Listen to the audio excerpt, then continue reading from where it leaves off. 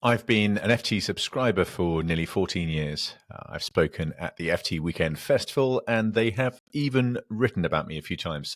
I'm particularly happy to tell you that this episode of New Frontiers is brought to you by the Financial Times. One of the common threads between my polar career and the work I do today as an investor is the importance of navigating confidently and having the knowledge and the tools that let me take bold decisions. For me, the FT has been an essential tool in navigating a life and a new career in an equally challenging environment. And reading it means you can do more than just catch up. You can stay one step ahead across topics like technology, business, and politics. There's also Climate Capital, the FT's dedicated climate change resource, where you can not only stay one step ahead on the most pressing climate developments, but you can also find out how upcoming New Frontiers guest Patrick Grant is pioneering plastic-free sportswear at Community Clothing. For free articles and for up to 40% off a standard digital subscription, visit ft.com/newfrontiers. That's ft.com/newfrontiers. Offer available until 28th of March. Adrian, thank you for joining us. I believe you retired in 2019 from professional rugby. And in one of what I'm sure was many interviews at the time, you said, I could have done a lot more, but the world is bigger. Clearly, you're doing more in a very different world now. Founded Teampact Ventures in 2020. Is that right? 4 years ago? Why venture capital? And how has that journey been? So I stopped because I retired. I decided to stop. I pressed on that button.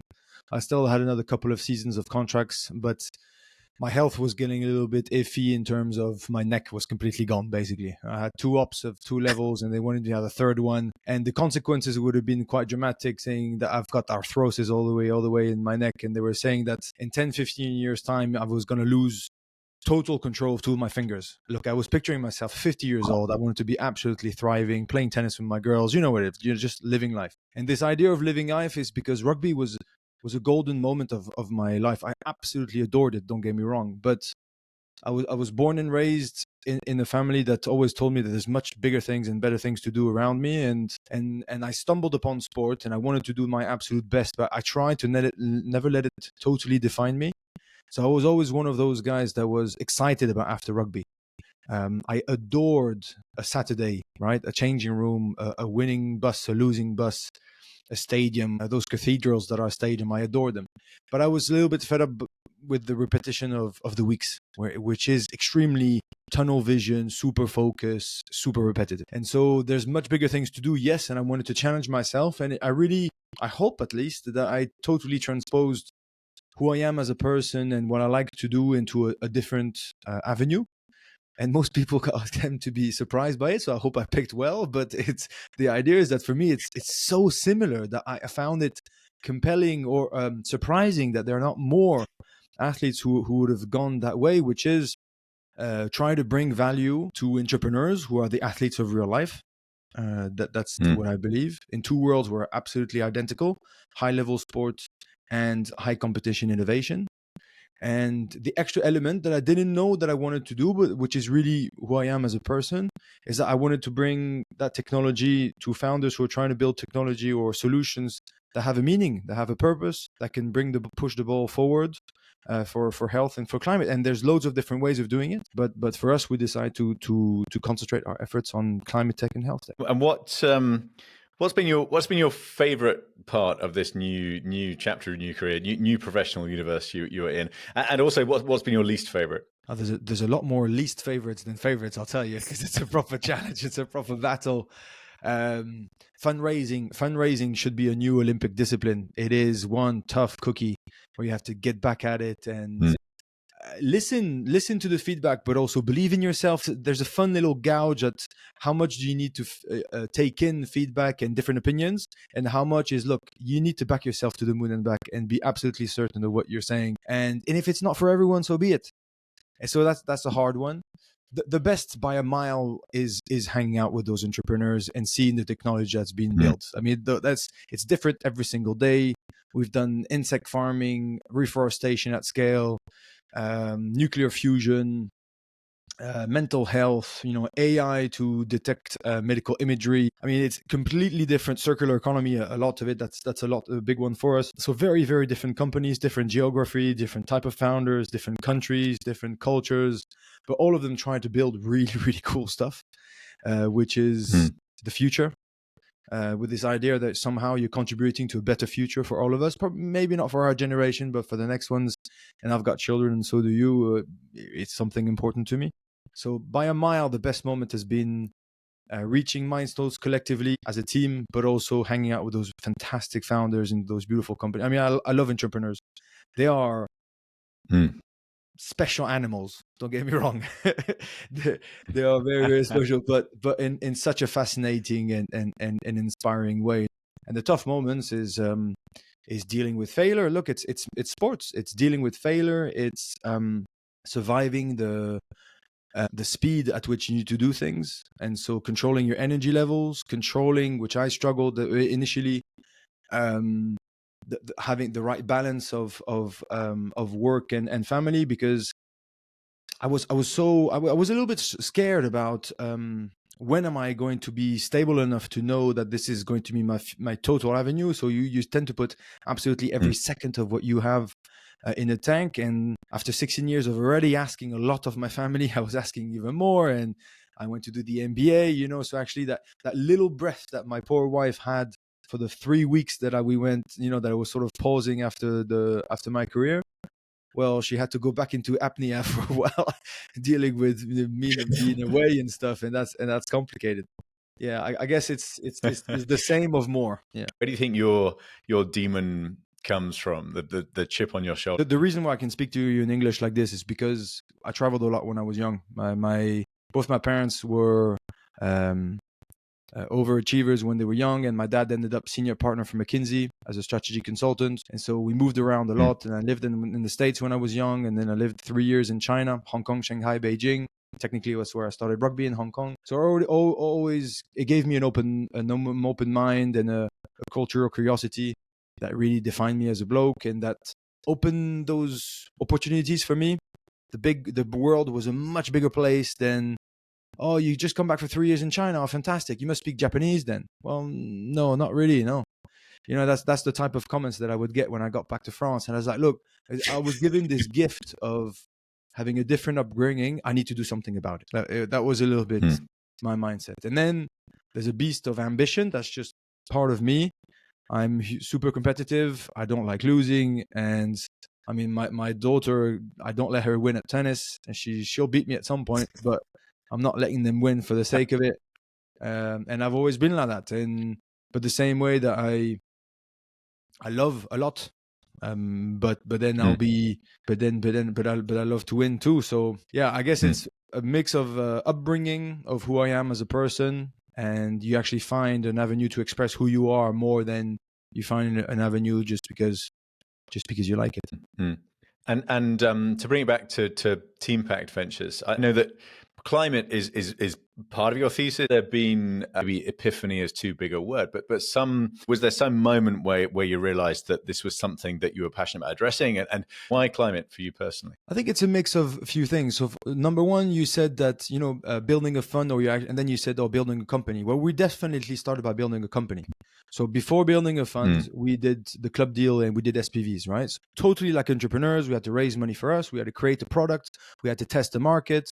We had to iterate non-stop, making it fit better and try to make it a better product every time. And so initially we started with a vision of saying that people performance matters. 60% of the reasons why startups scale and fail are people issues.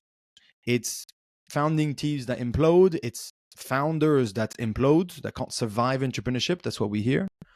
And it's there was also a question on talent, of your ability to retain key talent more than 18 months. A startup can attract talent because you have a ping pong table in the middle of the kitchen and because people are cool. That's not enough now, right? And so we started off like that. Not so much focused on climate, but focused more on the impact that people can have on society overall, and that's thriving human capital is going to be the central ingredient of sustainable success and not a consequence of that success. And if we just wanted to take it to the different levels, so we invested in circular economy, but also in other companies. And the further we went along, the further we wanted to use this catalyzing power of sport whilst killing all the cliches. The more I was discovering about those solutions, the more I was fascinated about. I mean, climate tech means everything. Just if you take circular economy, any company who's sort of connected with the challenges of our world has to take into consideration some sort of impact on climate. Whether it's deep tech to find solutions for energy, okay, that's your sole purpose, or whether it's a little bit, or it's circular economy, which is just another way of addressing how goods can move and production. So it's so central, it's so essential, it's so fascinating by how broad it is, and it's so connected to the real world that we decided to focus on it because it's too big not to address. And on the side note, which doesn't change anything to the mission, the market size, it's so much humanity that on top of that, we believe that the future major successes, economical successes, will be in those sectors too. For many, many people today, climate change is something big, ominous, looming, scary. They're not sure what on earth they can do about it, where to start. Now, I'm going to try and bring this back to rugby. What you excelled at was lining up against some of the biggest, scariest human beings on the planet. So I guess my question is around any wisdom you have that you can share about dealing with fear, anxiety. How do you take action when you're scared? How do you deal with something enormous, high pressure? Well, normally you would have to invest in my fund to get that, but I'll give it to you for free because I like you. But no, look, the reality is that climate anxiety is something that I can see around me, number one. So it's extremely real, because when you see the overwhelming evidence of the challenges that are ahead, it's a little bit hard, especially if you tend to say that we seem to be very, very focused on acting in certain areas of the world, but the world is so big that sometimes you really do feel, I mean, so in French we say pisser dans un violon, you're pissing in a violin. It really feels that you're going a little bit nowhere. So that's a complicated one, but it exists. I mean, look, for me, vulnerability is a strength. The most inspiring, brave, leading leaders, if you want to say, or leading by example leaders, were all those who were very, very comfortable with their vulnerability. Not saying, oh la la, I'm going to go on the rugby pitch, I'm going to get hurt and I'm going to need a plaster. Everybody knows the rules. We know it's going to be tough. You're there. It's the boxer who goes into a boxing ring, discovering that there's going to be some punches thrown is just extremely naive, right? We know the rules. However, I would flip it around the other way. If you're not a little bit scared before you cross that white line and you go into a rugby pitch, that's when you're going to get hurt, or you are the most stupidest man or woman in the world. Fear is just your body telling you this matters. Stress, adrenaline, le trac, I don't know how you say that for actors. It's just your body telling you, don't mess this up. This is important to you. People are watching, but also it's important to you. It's completely self-inflicted. And it's not like we get our wrists broken to go and sign contracts and to play professional rugby. I mean, I've been battling for it for years and years and years. But yes, there's an element that you prepare yourself for a French team game. If the pitch is frozen and the game is called off, every single player on that pitch will find a tiny bit of relief for about 3 seconds. And then you'll be gutted, because it's what you want to do. That's what you're there for. That's what you prepare for. But of course, there's always the element of stress. There's always an element of anxiety. But the guys who perform the best are all those who express that stress and that anxiety, power of vulnerability, and then transform it to fuel their inner engine. Use it as an extra element of fuel. It's 100% there. And I always get asked the question, how does it feel to be in front of the haka? The traditional New Zealand Maori dance that they perform after every anthem. Look, it's an invitation to war, and it feels fantastic to be in front of the haka, because you get as much from them as they do. Honestly, you do. But how do you get to that moment?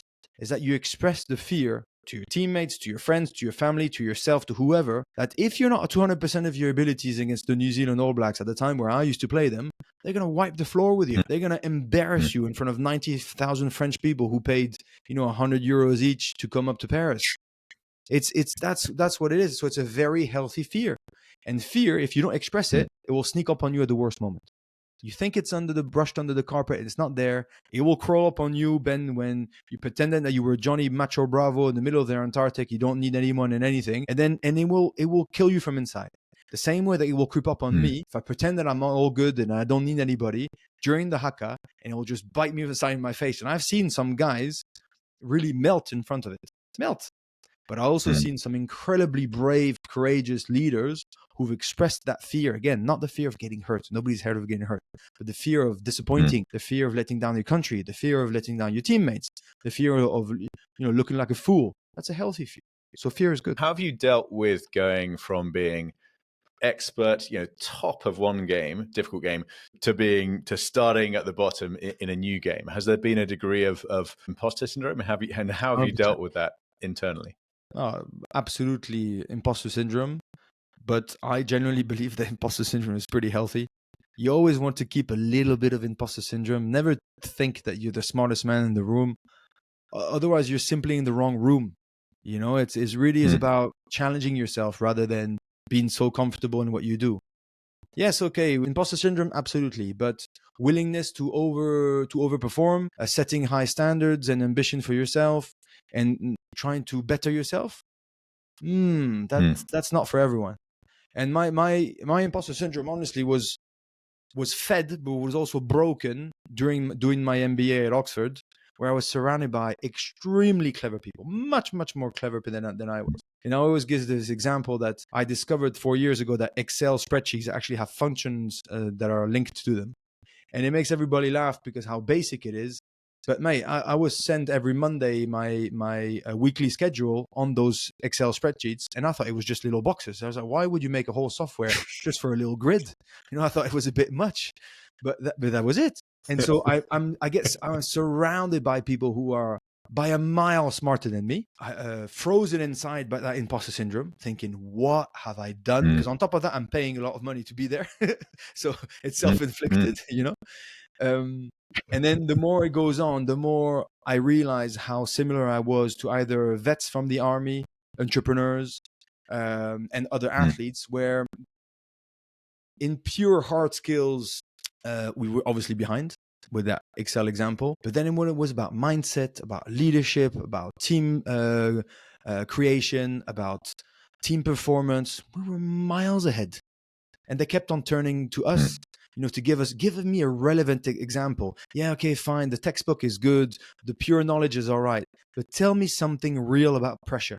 Tell me something real about negotiation. Tell me something real about adversity, about resilience. I know what it is to be resilient because I failed so many times. If every time there's a potentiality of not succeeding, you hit the handbrake and you wait, because that's what most of those clever people did, then they're never really going to experience it, is it? So yes, it came with some tough moments, but I learned so much from it that it was great. So it boosted my imposter syndrome whilst killing it. And then what finished on convincing me was that 60% of the reasons why startups fail is exactly where we're good at. So trust me, when I invest in those companies, I'm not the one doing all the due diligence on my own, but I help them a lot on the due diligence of the people performance. And post-investment, my responsibility is to boost that human capital from within while extracting the best practices of elite sports. But excellence is excellence. Standards are standards. High achievers are high achievers. And I'm just finding a different avenue. And one collective trait of high achievers isn't only hard skills knowledge. It's a relentless attitude to learn, to get better, and to deal with adversity. So maybe I started a little bit further back on the starting line of hard skills, of pure innovation, investment, knowledge. But let me tell you, I'm shoveling my way away, next to them, and I'm eating some spaces on a daily basis. That's the direction. Love it. I would imagine as well. I mean, I'm not sure I can imagine what it must have felt like at the very highest level of Cup rugby. I can't imagine what it would be like standing on the pitch with the size of some of the audiences. But I would assume that you might occasionally have been the target of some abuse from fans, quote unquote. Has that been useful? Oh yeah, of course. I mean, without getting too dark, now on top of being with Teampact, I also do some punditry commentary because I love going to the games and Mm. and sticking at it. And I was involved in the first 2 rounds of the Six Nations. Absolutely adored it. But last year, I think it was, or 2 years ago, where I did some comms around some games. I mean, you get some comments of disappointed fans thinking I was too biased, who would tell me to go kill myself. That's the comments that you get. And I've got thick skin, number one. Number two, I've been used to that. So not to that level, not to that extent. Like what you were mentioning, the pressure of the stands is not the same thing, right? Booing somebody and telling them to go kill themselves, there's a whole different rage. And refs, imagine referees, what they're getting at the moment. I mean, it's atrocious. Yeah. And then it's one of the examples that I always tell the founders that I try to help is that we tell them, look, very early on, you got to decide whose opinion matters. You got to build yourself a little inner circle of 2, 3, X amount of people whose opinion is going to matter. But if you're going to try to value yourself based on, well, social media is atrocious, but even based on media, period, wow, that's going to be a long road. Long road ahead. If you're going to base your success as a founder as the number of press cuts that you get, or the comments that you get after a round, or the reputation, how you compare yourself to others, it's going to be a long road. So no, filter opinions that matter. Build yourself that little inner sanctum that's who you will really go and get feedback from, and then go. So doubters, absolutely, every day. In everything that I do, I'll find doubters. But one doubter that's convinced is a win for them, not necessarily for me. Because from day one, I don't really pay attention to non-constructive criticism. Coming back to you talking earlier about the traits, characteristics you see in the best founders and founding teams, what can you tell us about how you measure mindset, those sort of human qualities? Because some people say you can't put those into a spreadsheet. It's sort of an intuition. Which is clearly fair. there's more to it than that. But how much can you tell us? Which is fair. We don't pretend that we have a crystal ball and we can literally analyze black or white whether founding teams are going to make it or not. Huh? Number one, it's part of a due diligence process, and you can never be absolutely total crystal clear about the outcome of the results, for sure. But it's like having a human radar. The more interviews that you do, the more founders you meet, the more questions you ask them, the more patterns you can analyze, the better, the sharper you get at this. And the way that we use data is just to multiply by 1,000 our sharpness into the way that we analyze people and how we can compare them to one another. Will we miss out on some absolute diamonds? Yes, for sure, like everybody does in our line of work. But will we also hopefully put away some investments that we would have done had we just been a FOMO investor, just following the trend, not paying attention to all those red flags because it's such a cool, trendy company? Well, yes, of course, that's what we're trying to go out for. So, I mean, I should have said it from day one, but I adore entrepreneurs. I love elite performers that have done super well. Neither of these type of people are perfect, and far from it. There are some, the difference between self-confidence and arrogance is a very, very gray zone. The incapacity to totally switch off, the incapacity sometimes to understand why people can't keep up with how good you are. There's also some bad traits. I'm not painting this as a perfect picture. So that what we're trying to detect in the people performance is not a perfect company. We're not trying to detect, oh, look, everything's ideal there. There's not a problem. We will invest. There will always be problems. There will always be chaos. There will always be arguments. There will always be challenges. But, and that's how it was in the most elite performing teams too. Definitely was there arguments and challenges and misalignments on a daily basis. How you deal with them? How do you finally disagree and commit? How do leaders, take the right decisions there? With that amount of pressure and competition, of course, nothing is pink, nothing is perfect.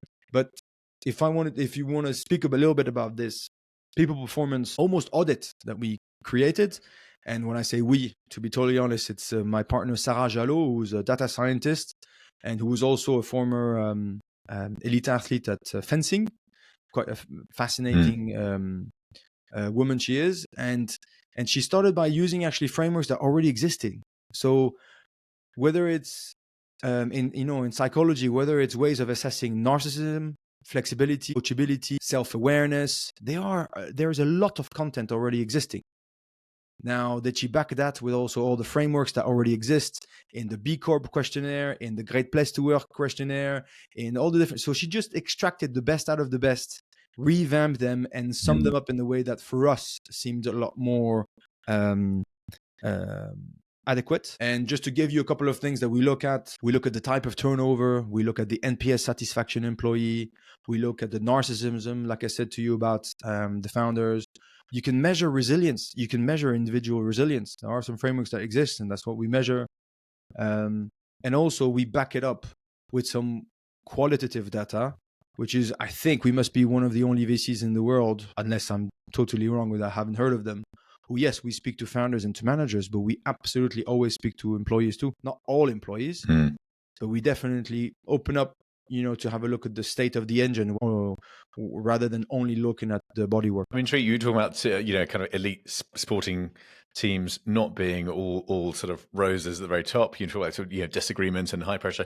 With Team Pact, you're one of 3 founders, I believe. Is that a sort of 3-way consensus, like equal split, or is there a captain? Wow, you're really coming into my changing room now. Huh? No, so three co-founders. The birth of Team Pact is me at Oxford wanting to know more about venture, and actually in one of my participations as a business angel, which I was heavily involved with. The reason why I went to do the MBA is because the day that a French VC fund invested in one of my business angel participations, I was almost ejected from conversations because I was completely out of depth and didn't understand anything.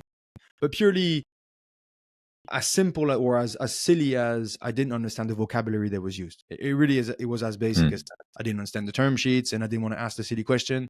And so I retracted myself a little bit. So I went to do the MBA thinking I never not want to be involved in the conversation. Right. That was the idea. And when I tried to discover more about venture, actually, the founder of that company said, well, if you want to know more, you're technically partner up with another VC who's invested in our cap table. Go and speak to him. And so that guy was Romain Vidal, the partner of the fund. And it's so sports meeting VC. And he thought about an intern that he had at that same VC firm who ended up being an entrepreneur who he really liked, who was leading the climate tech vertical. And so it's sports meeting VC, meeting climate. And so the 3 co-founders are Romain, myself, and Basile. And then we extended the team and everybody's a partner. So we're actually a 6-people partnership, but with 3 co-founders originally. So everybody's got a voice. Not everybody's got a vote. We really believe if it's purely in terms of IC, there's a strong team analysis in the middle, but it all starts from a pure lead investor conviction, because you can't have an unanimous decision on venture. It is groundbreaking, very, very high risk, completely different stuff. So if we try to have everybody agree on something, we're most probably only going to invest into some average companies. So it's very much that we have this bounding sort of circle of trust, which is absolutely important for us. We are all partners, so everybody is involved with equity within our processes, and then we're extremely self-aware, but also team-aware with some genuine. We spend a lot of time building those genuine human connections. So there's no interpretation of different agendas and different reactions and all those things. And so we work as a team. That's the conclusion is that we work as a team. The lead investor will hold his convictions, gather all the amount of courage and sense of putting his money where his mouth is, let's say, and we will all back each other. If we had to edit this whole podcast down to 1 minute, like what would be the most important takeaway? Well, the harder the challenge is, the sweeter the victory test. So it really is an idea of pushing yourself to the absolute limit. It will be hard, don't get me wrong, but it's worth it times 1,000. Whether it's to show example to the people who love you, your children, etc., or if it's just to be proud of yourself. And then when you push it to a different level, which is trying to have an impact on the world, it just makes everything have a lot of sense, a lot of granularity, a lot of deepness about it. So push yourself, it's worth it. Go all the way out, it's worth it. People will be proud of you. Try to use it for positive change because everybody needs it. You're going to be scared along the way, but if you're scared, just use it to fuel your engine even more, because everybody's scared. Even the elite of elite performers are very scared. And there was a great quote of Novak Djokovic the other day of saying, do you think I'm never scared when things are going wrong stuff? Of course I'm scared. What I'm really, really good at is that I get from scared to angry, I explode, whatever it is, back to my normal zone the fastest out of anybody. So that's his trick. He does get angry. He does yell out to scream. He does throw a couple of insults. He'll break a racket from time to time, but he snaps out of it as fast as faster than anybody else. That's the difference. Nobody's a robot. Just got to go back to your ground zero level. So that will be my few tips. Excellent. And thank you. Now, if people want to keep up with you at Teampact Ventures or keep up with what you're up to, what are the best places to find you online? Yeah, well, look, I'm on LinkedIn. I try to do a post from time to time where I do bring an example, an illustration out of sports to try to see how it can fit with decision-making under stress, team togetherness, alignment, resilience, whatever it is, trust, and bring it to a comparison between entrepreneurship and excellence of sport. So feel free to reach out to me on LinkedIn, no hesitation. Then I have to be present on social media, even though I'm not a big fan. So you'll find me in some way if you want to, and please feel free. If it's for a cool conversation, I'm always up for it. Excellent. Benjamin, it's been a joy. Great to see you again. Thank you very much. Absolute pleasure.